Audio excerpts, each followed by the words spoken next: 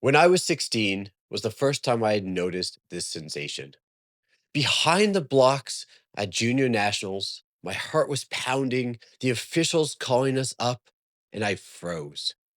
Not physically. I dove in, I swam, and I finished. But mentally, I was gone. I wasn't racing. I was just trying to survive. Everything I had trained for, the early mornings, the threshold sets, the meet rehearsals, it all blurred into this static fear and overthinking. I couldn't breathe. I couldn't feel my stroke in the water. I felt like a fish just floundering around. And the worst part is, I had no idea why. I thought maybe I wasn't tough enough, or maybe I wasn't built for these big moments. So I trained harder, I lifted more, I hammered my underwaters, I did everything my coach asked me to do. And guess what? After that moment at junior nationals, this kept happening over and over again. Every time the pressure was on, I'd vanish into my head. It wasn't until years later in college, after I had started coaching myself and started looking deeper, that it finally hit me. The problem wasn't my training, it was my identity. I didn't have an anchor. I didn't have a system I could fall back on in these big moments. What I had was effort, but no internal architecture to hold me together when it mattered the most. That's what led me to develop this, the athlete identity blueprint, a collection of exact tools I wish I had had as that younger swimmer, and the same ones I now use with my athletes every day. Some of whom have dropped 10 seconds off of their events, not from grinding harder, but from finally believing in themselves and thinking differently. This video isn't about mindset fluff or motivation. It's about how to build the identity required to swim like the person you've been training to become all along. Most swimmers think the answer to every problem is just train harder. They hit a plateau, they grind more. They choke up in a race, be tougher. Then they lose to somebody slower in practice. Time to outwork them. It's not wrong, but it's just incomplete. Because the swimmer who wins isn't just the one who trains the hardest, it's the one who shows up in the right version of themselves when it counts. That's where identity comes in. If you think of your performance like a pyramid, training is only the middle layer. At the base, the foundation, is who you believe you are. What's the story you're telling yourself? Who do you think you actually are? At the very top of this pyramid is how you execute under pressure. And if the foundation is weak, if you're unsure, if you don't trust yourself, if your self talk collapses under stress, then your whole pyramid will start to wobble. Elite swimmers aren't just built in the weight room or from the meters that they swim. They're built in the moments they decide who they are and live that in the water. So, how do you actually go about building that identity? The one that shows up to every single meet, ready to race, ready to perform at this higher level. You use the blueprint.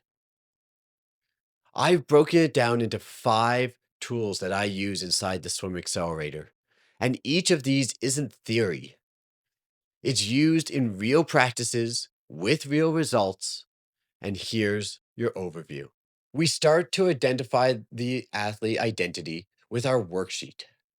This is the foundation layer. You define your swimmer values, your peak performance behaviors, and the words you want to live by. This becomes your compass, especially on those hard days when you have head trash going on. a term used by CIA operatives when they start to think that they're compromised in situations.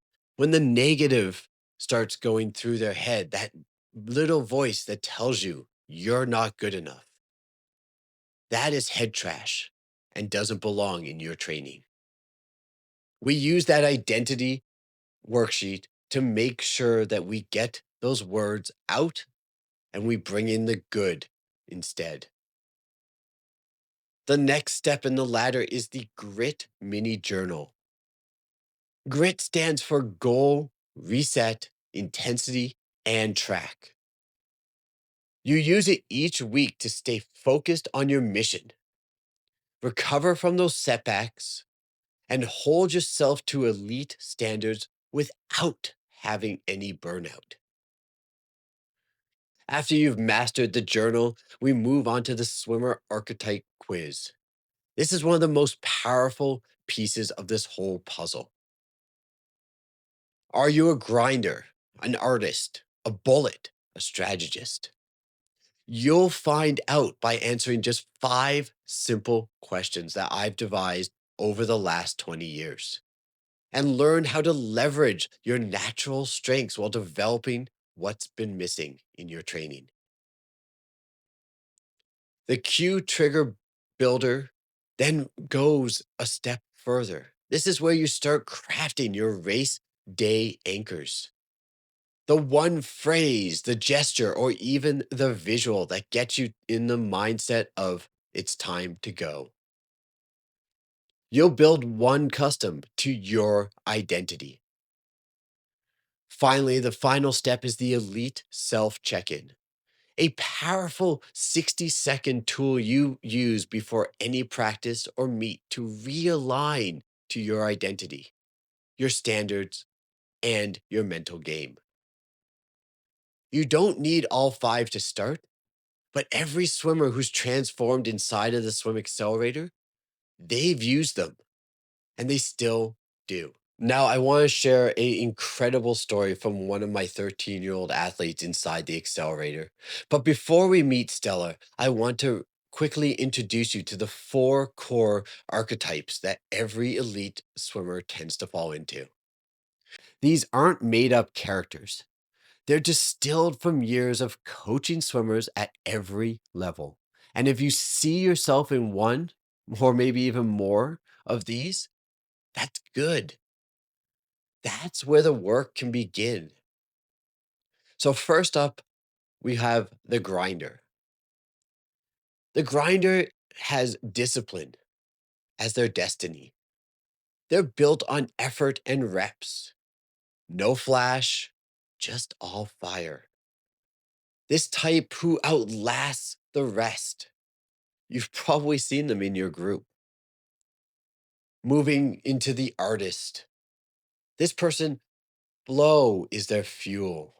They swim like poetry. They're beautiful to watch, connected, smooth, and precise when they feel in rhythm. Next up is the bullet, built for those big moments. Fast, explosive, thrives when the stakes are at its highest. You may know a couple of those too. Finally, and this is the one that I belong to, is the strategist. This swimmer thinks like a coach. They plan their race, they study their competitors, and they play the long game. Now, let me introduce Stella to you. As I mentioned, she's a 13-year-old inside the Swim Accelerator. And a few months ago, we were talking about her upcoming championship meet. She was nervous. She'd been placed on the A team medley relay to swim the fly leg. Fly is one of her stronger strokes, but not her strongest. It was a big moment for her. She felt that there were other swimmers who deserved the spot more than she did.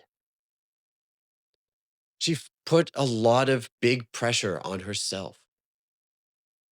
And to make it heavier, later in that meet, she was also seated to swim against a 15-year-old girl twice her size in the 100 breaststroke final. Now, before we got talking, old Stella would have folded in this moment. But this time, she had heard my story of a similar situation where I was in a final, a 200 freestyle final, where a guy next to me was twice my size. He actually looked more like a linebacker than a swimmer. And I remember in that moment, and this is what I told her, that I had my friend on the other side of me in that final. He leaned over and said to me, "Wow, you're screwed." Well, thanks, buddy. I looked that guy up and down. This guy was twice as big. And you know what? I decided in that moment because I had the steps, I knew my identity. I looked and I turned back to my friend and I said, "This guy's got nothing on me." And I had convinced myself it wasn't just wordplay that I was offering my friend. I believed it. And this is what I expressed to Stella. The result of my race was I ended up being over half a length ahead of this larger swimmer, who, by the way, had gone in with a faster time into this final. So on paper, there was no way I was supposed to beat him. And that, again, is what I expressed. Now, Stella had also gone through the blueprint. Her identity had been anchored. And so she stood behind the block and she told herself, size doesn't matter. I've got this. Her mom has even expressed to me that in that moment, she saw a level of confidence just start oozing out of Stella behind the block. I'm happy to report she owned her presence. There was no shrinking, no second guessing. She dove in and she won that race. And the medley relay, she performed and got her team into a leading position. Pure execution here. She wasn't pretending to be confident, she became it. And that's what the blueprint is all about. It's not faking, not hoping it clicks on race day, but building the mindset and the identity that shows up when you need it the most. If you're watching this right now and thinking, I need that direction, I need that anchor and that North Star, you're not alone. Every swimmer I work with, from beginners to national level athletes, reach a point where physical training alone isn't enough. So here's how you start. You need to define your archetype. You need to take the quiz, learn what drives you and where your gaps are. Print out the athlete identity worksheet and fill it out. Choose one cue trigger you'll use before practice this week. Don't wait to your next meet. Start training your identity right now. And if you want the fully guided version of this, with the tools, the check ins, and support from me and our Swim Accelerator athletes, join us inside the community. I put the link in the description below. You'll unlock the entire athlete identity blueprint course. And if you're already a member and haven't taken the course yet, get started right now. And until next time, I'll see you between the laps.